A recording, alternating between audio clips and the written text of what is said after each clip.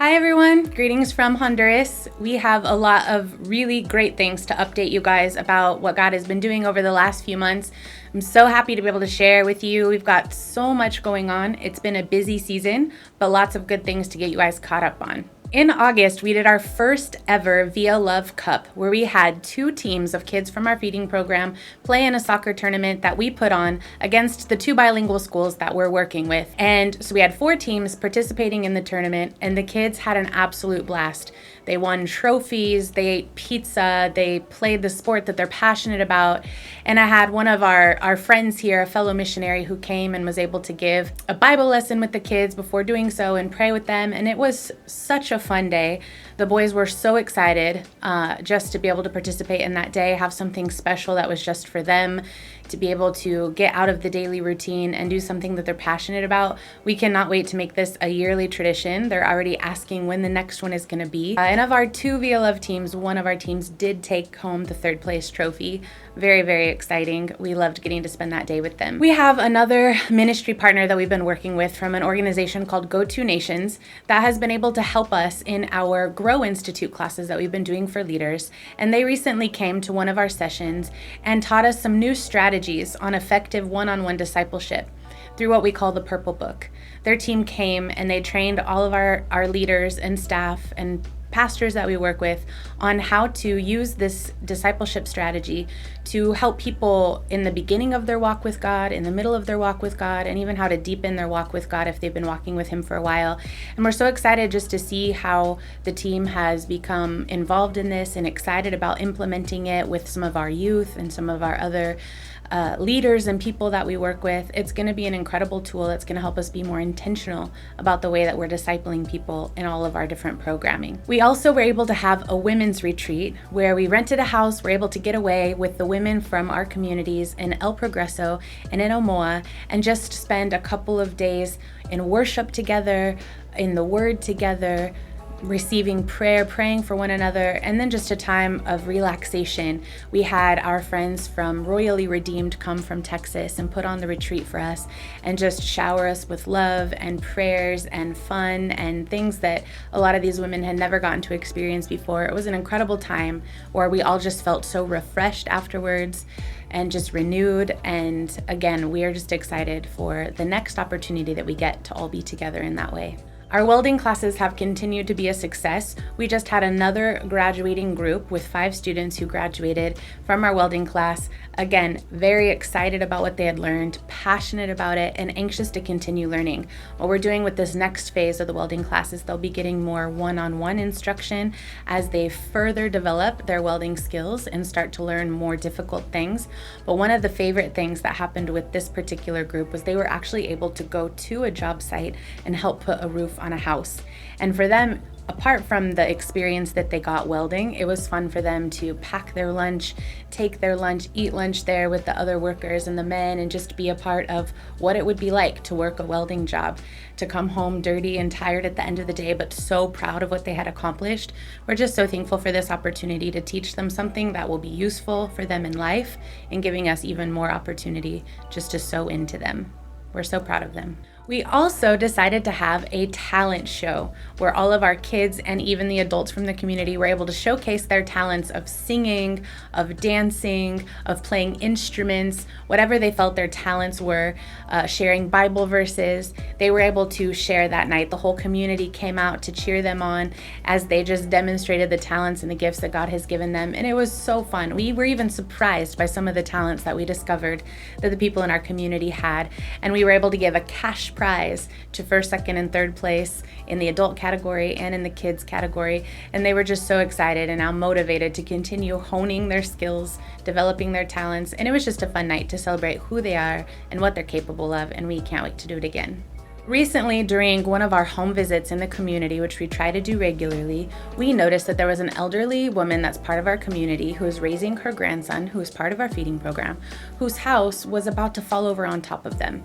The house was leaning, it was being held up by just some sticks, some logs that they had found, and she had shared with us how it had been difficult for them to sleep at night because the sounds that the house would make, they were just fearful that in any moment the house was going to topple on top of them. And so we are so thankful that through the generosity of some of you guys, we have been able to build Estella and her grandson and her family a new house made out of cinder block, a house that's not going to fall down. We are about 2 weeks away from having the house completely finished, and it's been really fun just watching the community come together to do the labor, to do the work, to tear down the house and put up the new house. The men from the community would come home at the end of their long day working, and at night they would be out there with makeshift lights, just making it happen, everybody working together to serve this widow and this elderly woman in the community. And their house is almost done. It has a roof. They're finishing up the finishing touches to be able to put in the floor, the doors, and the windows. And this week she even picked out her paint colors for her house. And she, at 70 years old, is finally getting the house she's always dreamed of. And only God can make dreams like that come true. And so it's been so encouraging to watch her, as she's been so faithful to God, seeing that prayer finally answered, and then for everyone else around watching, seeing how good of a provider God is. And it's just been incredible to be a part of it. We cannot wait to show you the finished product soon. As you know, every year in Honduras, we celebrate Children's Day, and this year was a little bit different than normal. Of course, we celebrated with our kids, but we really wanted to be intentional this year about making sure that we give our kids the opportunity not only to learn how to receive, but also how to give. And so with the store that we've shared with you guys that we have, where the kids throughout the months fake money through different things that they do, we told them that with that money, they needed to buy at least one toy that they were going to give away to another kid, which they were happy to do. And so as they did that, we went to some new communities where we hadn't been before, where there were kids in a lot of need, and our kids went and gave toys to those kids.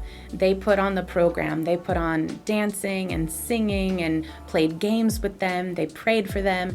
They were in charge of the whole show, and just were able to minister to other kids and give and not just receive. And it was incredible to watch their faces light up as a kid opened the toy that they bought with their fake money, or that they wrapped, or to enjoy the game that they came up with. And now we've been able to do it a few different times. We have an actual evangelism team now of kids who are excited to go and share what they've learned with other kids, and we can't wait to see where this goes. We also were able to take the women that serve in our kitchen in Amoa on a trip to our community in El Progreso, where they were able to give some cooking classes. Every month as we give out food provisions to the community in El Progreso, one of the things that we receive to give to the people is a product called a Manna Pack. And Manna Pack is rice and soy with a bunch of vitamins in it. But when we hand it out in the pack, a lot of times the people in the communities, they don't know how to prepare it. They don't recognize the product, and they're not sure what to do with it, and they'll end up just giving it to the animals.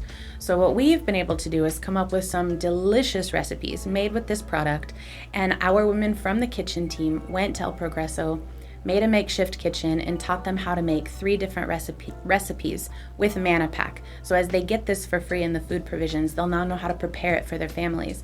And it was really great for a couple of different reasons. One, our women in Amoa felt empowered to go and share what they had learned. It gave them the opportunity to share in front of others, to get out of their comfort zone and start to develop some of their leadership skills, as well as get out of their daily routine and go to a place they had never been before. And it was great for our women in El Progreso, because now they know how to use this free food that we're able to give them every month in a way that is going to be a blessing to their families. They thought that the recipes were delicious. I'm sure they've been eating it ever since we left, and now we have the women in the kitchen asking where we're going to be able to go to next and give more classes and be able to just continue to do projects like this. With Rio Worship, we were able to finally record, write, and produce our very first original song. Not a cover, a song that's ours, that God gave to us. And it's been so fun just to be a part of that process, from writing it to recording it to producing it, the video, and then launching it on all digital platforms, Spotify, Apple Music, YouTube, all of the places, and just seeing how God is already using the song to minister to people as it has ministered to us. And it's just encouraged us to continue writing music and pursuing that more and more, and we're so thankful for the opportunity. We've also had a season of having a lot of different visitors, people like you guys coming here to Honduras to spend time with us, and we absolutely love that. We love when you guys are able to come down and see for yourselves all that God is doing and be a part of it. Meet the faces that I'm constantly talking to you guys about. Pick the kids up, hold them, play with them, see the programs in action. And it's a blessing for us too, just to remember that we're not alone in this, that we have all of you praying for us, supporting us. And when you come and visit, it just gives us even more of a oomph to keep going and to keep moving forward. And so thank you for your visits. We look forward to hopefully hosting many of you in 2025. If you're interested in bringing a team down or coming down yourself or with your family, please let me know so we can get that scheduled. But it's a great blessing for us to be able to share one-on-one or in small groups, personally allow you to see what God is doing here in Honduras. It's truly incredible. And finally, I can share with you guys something that I've been wanting to share with you for so long, but have had to wait. We have been in the process of getting visas for some of our students to travel with me to Colorado in the month of January on a trip with the partnership that we have with the bilingual school in Amoa. And I'm happy to say that we have visa approvals. We have visas, and the trip will be a reality very soon. This is something that these kids didn't even know how to dream in the beginning, that kids from the dump in Amoa would, one, have the opportunity to study in a bilingual school, and two, have the opportunity to get a visa to legally travel to the United States of America, to go on a trip where we're gonna meet a lot of you, we're gonna go to the zoo, we're gonna visit some schools, we're gonna go to the aquarium, we're gonna go to Rocky Mountain National Park. So many fun things that they never even knew how to dream, and it's becoming a reality. And it's been so incredible just to watch them see that with God, everything is possible, that He opens doors that seemed impossible to open. And it's going to be just another step in growing their faith to see how big their God is and what He is capable of doing in their lives. And it's going to open their minds to be able to dream even more. In January, Via Love is turning 10 years old. We're going to be celebrating 10 years of serving in Honduras. And some of our kids are going to be able to be in Colorado, where we hope to have a giant celebration and invite all of you, as many of you as can come, to celebrate 10 years of what God has done here in Honduras alongside some of our kids. And hopefully this will be the first of many groups that we'll be able to bring to meet you guys in the United States. But just such an incredible opportunity. I wish you could have seen the kids' faces as they walked out of the U.S. Embassy with visa approvals. There were tears of joy, there were leaps, there were all the emotions. And so we're so excited that as Via Love, we're able to sponsor this trip. We are able to make this a reality for them. There will be some of our students, as I said, from the feeding program in Amoa, from the dump in Amoa, who are also through Via Love students at the bilingual school. And then there will be some students coming who are just from the general school population from the bilingual school. But we're adopting them into Via Love, and we can't wait to see what God is going to do in their lives through those 10 days in January. Please stay watching our social medias, our website, our updates, so that we can send you information about what our time in Colorado is going to look like. We'd love to see as many of you as possible, so I will keep you updated on our plans as far as that goes. If you're interested in helping make this financially possible for the kids who have visas, please let me know. We're going to need help with food and tickets to these different places that we want to take them, some airline tickets, all the different things. So please let me know if you're interested in helping, but just an incredible opportunity. I don't even know what God has next, but we definitely have some new projects in the works that I'd love to be sharing with you guys soon, more details about those.